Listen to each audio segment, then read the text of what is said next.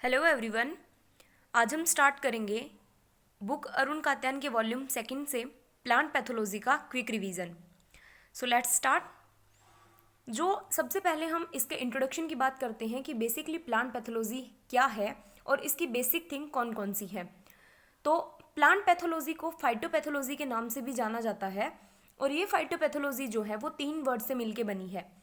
Phyto means plant, pathos mean elements and लोगस means knowledge.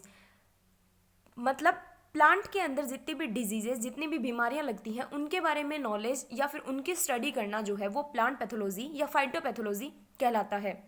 इस quick revision में हम सिर्फ कुछ इंपॉर्टेंट टर्म्स को देखेंगे, कुछ इंपॉर्टेंट क्वेश्चंस को देखेंगे जो कि किसी भी कॉम्पिटिटिव एग्जाम के लिए बहुत ही ज़्यादा इंपॉर्टेंट होंगे।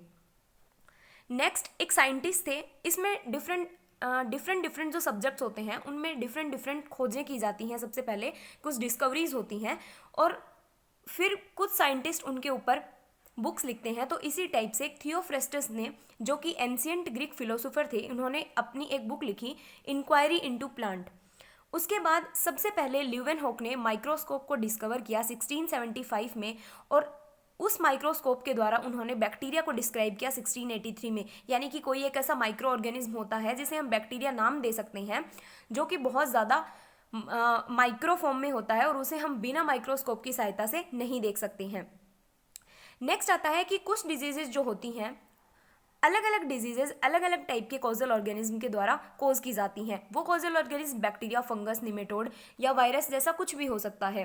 तो गेहूं में लगने वाली बंट डिजीज, जो कि व्हीट बंट डिजीज के नाम से जानी जाती है, एक इन्फेक्शियस डिजीज है जो कि फंगस के द्वारा कोज की जाती है। अब एंटोन डी बेरी जो साइंटिस्ट हैं, जो कि बहुत फेमस है प्लांट पैथोलॉजी के फील्ड में, तो एंटोन डी बेरी ने सबसे पहले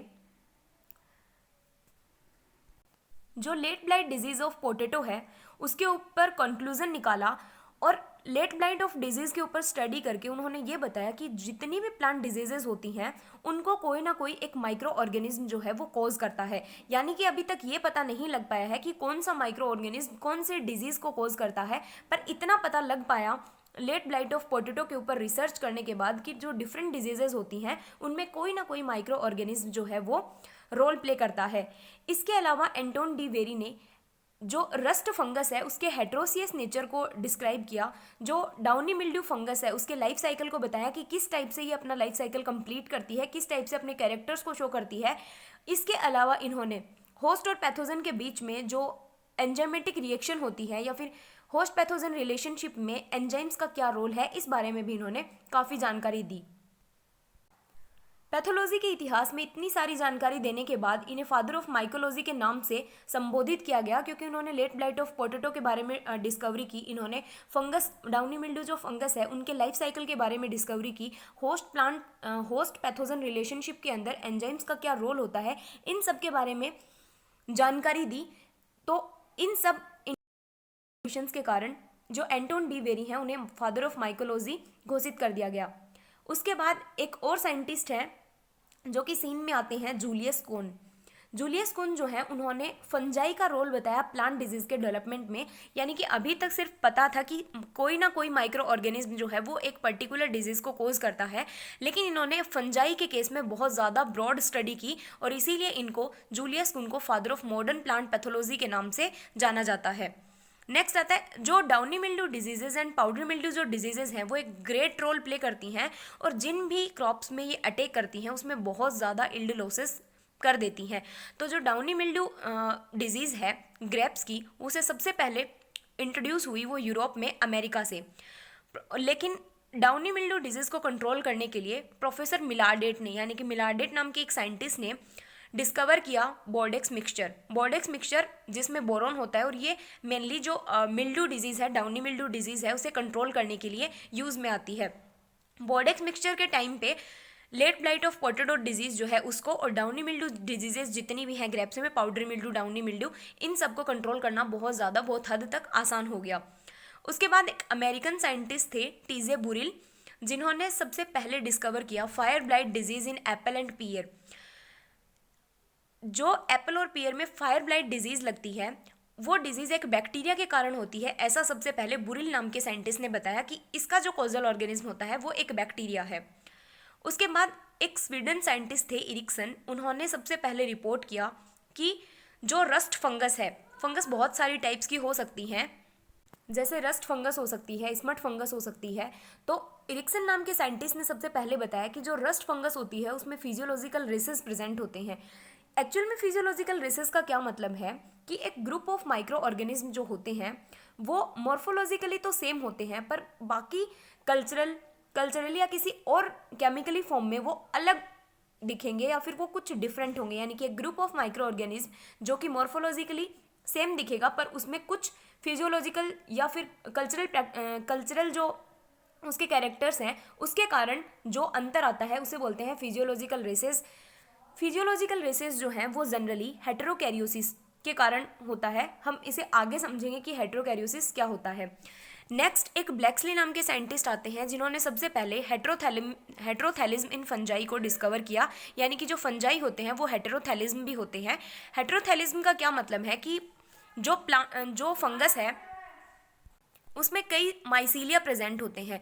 तो जब मेल और फीमेल गैमेट्स जो हैं वो अलग अलग माइसीलिया के ऊपर जर्मिनेट होते हैं तो इसे बोलते हैं हेटेरोथैलिज्म।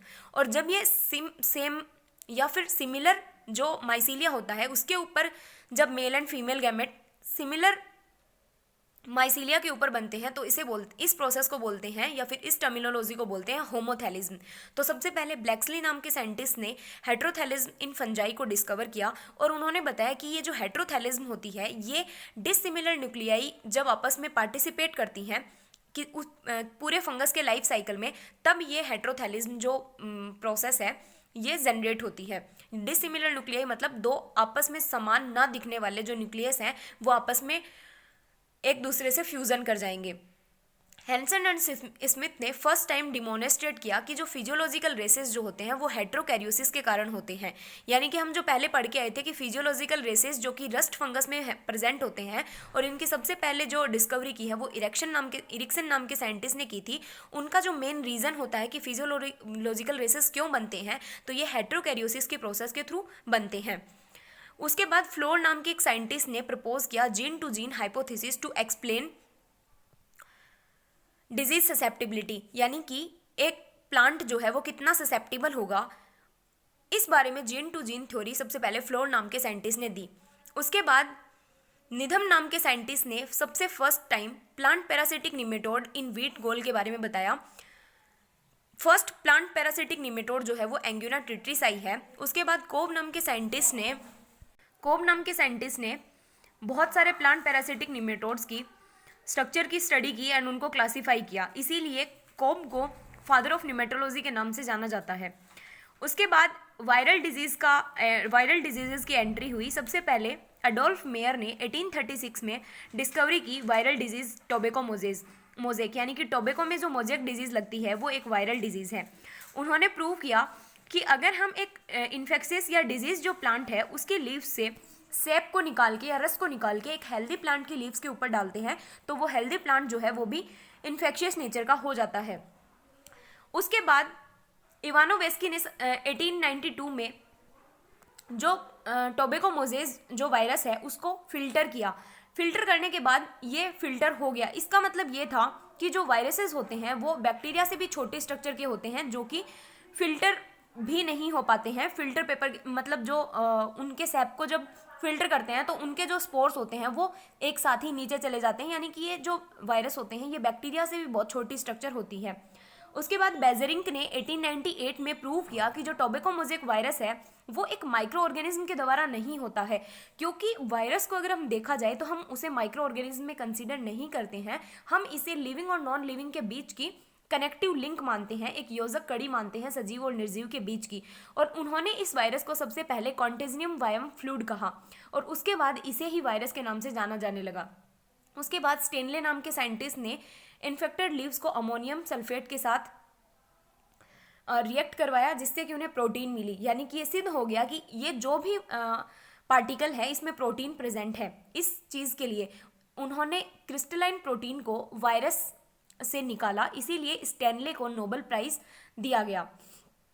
उसके बाद इलेक्ट्रॉन माइक्रोस्कोप की डिस्कवरी हुई, जिसे कि नोल एंड रस्का नाम के साइंटिस्ट ने की, यानी कि इलेक्ट्रॉन माइक्रोस्कोप की जो इन्वेंशन है वो नोल एंड रस्का नाम के साइंटिस्ट के द्वारा की गई।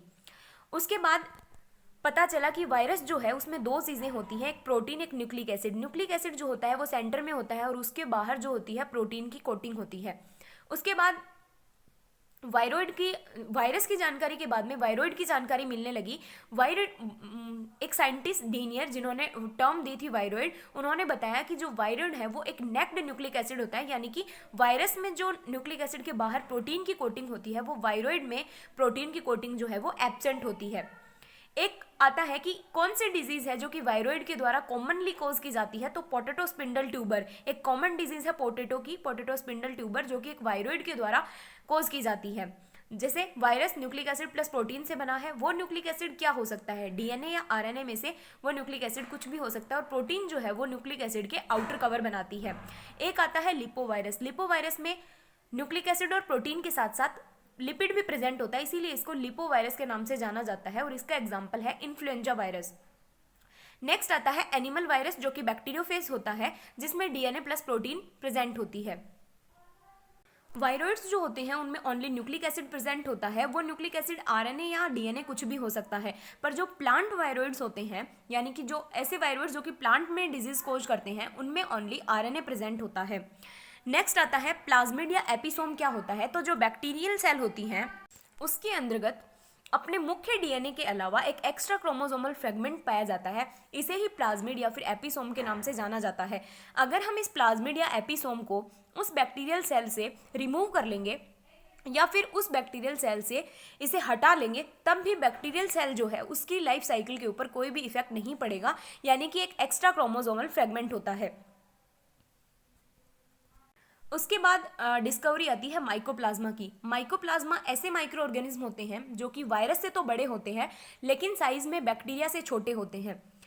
बैक्टीरिया और माइकोप्लाज्मा में क्या अंतर है कि बैक्टीरिया जो होता है उसमें सेल वॉल प्रेजेंट होती है, कोशिका भित्ति जो है वो उसमें प्रेजेंट होती है, लेकिन माइकोप्लाज्मा जो है उसमें सेल वॉल एब्सेंट होती है, और जो उसका साइटोप्लाज्म होता है वो एक लिपोप्रोटीन प्लाज्मा मेम्ब्रेन से ही बाउंडेड होता है ओनली, उसमें सेल वॉल प्रेजेंट नहीं होती है।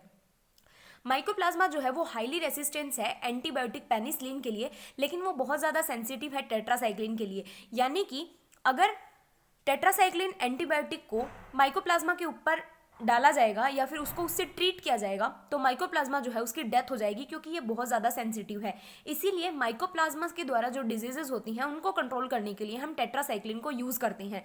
माइकोप्लाज्मा भी देखा जाए तो एक टाइप का बैक्टीरिया ही होता है, लेकिन ये सेल वॉल रहित बैक्टीरिया होते हैं, यानी कि इनमें सेल वॉल नहीं होता है।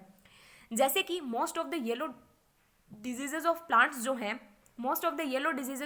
जो हैं वो माइकोप्लाज्मा के द्वारा ही कोज की जाती हैं। उसके बाद एक साइंटिस्ट आते हैं जिन्होंने इंडिया के अंतर्गत प्लांट पैथोलॉजी के ऊपर बहुत ज़्यादा वर्क किया, जिनका नाम है KR कृतिकर। उन्होंने बहुत सारी फंजाई, ऐसे पहले इंडियन साइंटिस्ट थे KR कृतिकर जिन्होंने कि बहुत सारी फंजाइज के ऊपर वर्क किया, उनको आइडेंटिफाई किया। उसके बाद EJ बटलर ने फंजाई एंड डिजीजेस की डिटेल स्टडी की, उनका कोजल ऑर्गेनिज्म बताया कि कौन सी डिजीज कौन से टाइप के फंगस, यानी कि उसका कौन सा जीनस है, कौन सा स्पीसीज है, इनके बारे में बताया। और इसके साथ ही EJ बटलर जी ने एक बुक लिखी fungi and disease in plants, यानी कि उन्होंने फंजाई के ऊपर ही सारा वर्क किया था, तो उन्होंने बुक भी फंजाई से रिलेटेड लिखी, fungi and disease in plants. इसीलिए इनको father of modern plant pathology के नाम से भी जाना जाता है। उसके बाद डॉक्टर KC मेहता आते हैं। ये आप सब जानते हैं कि डॉक्टर KC मेहता जो हैं उन्हें फादर ऑफ रस्ट बोला जाता है इंडिया में। उन्होंने डिजीज साइकिल दिया था सीरियल रस्ट का। उसके अलावा जेलचंद लुथरा एंड सतार जो है उन्होंने सोलर ट्रीटमेंट टेक्निक्स दी थी सीड की to control loose smut of wheat. देखो, loose smut disease of wheat जो होती है वो एक इंटरनली सीड बोर्न डिजीज होती है। इंटरनली सीड बोर्न डिजीजेस को कंट्रोल करना इतना आसान नहीं होता है, इसीलिए हमें लूज स्मट डिजीजेस को कंट्रोल करने के लिए या तो हमें सोलर ट्रीटमेंट देना पड़ता है सीड्स को, या फिर हमें हॉट वाटर ट्रीटमेंट देना पड़ता है सीड्स को। तो लुथरा एंड सतार नाम के साइंटिस्ट ने loose smut disease of wheat या फिर हम बोल सकते हैं इंटरनली सीड बोर्न डिजीजेज जो होती हैं उनको कंट्रोल करने के लिए सोलर ट्रीटमेंट टेक्निक दी गई थी। इसके बाद कुछ नेक्स्ट टर्मिनोलॉजी आती है एंड कुछ नेक्स्ट पार्ट आता है प्लांट पैथोलॉजी का, जो बच गया है उसे हम नेक्स्ट लेक्चर में स्टडी करेंगे। Thank you for watching.